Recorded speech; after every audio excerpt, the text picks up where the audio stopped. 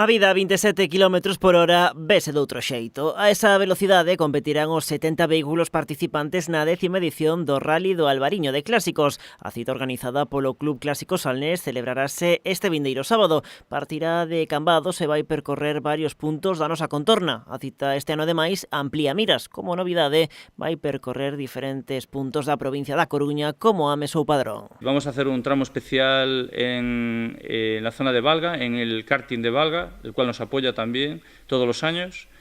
De ahí vamos a ir hacia la zona de Coruña, como he dicho, la zona de Coruña hacia cerca de la zona de Milladoiro, Bertamiráns. Vamos a pasar por muchos sitios de la provincia de La Coruña. A proba transcorrerá ao longo de case 250 km. Arrancará ás 10:30 da mañá do sábado da Cambadesa Praza de Fefiñáns cunha ampla e variada mostra de vehículos clásicos, é dicir, aqueles que teñen máis de 25 anos e cumpren cuns determinados requisitos. Aínda que se trata dun rally, non cumpre as características propias deste tipo de competicións, senón que se adapta aos vehículos que participan. Van a ir cumpliendo unas normas de tráfico y sobre todo van a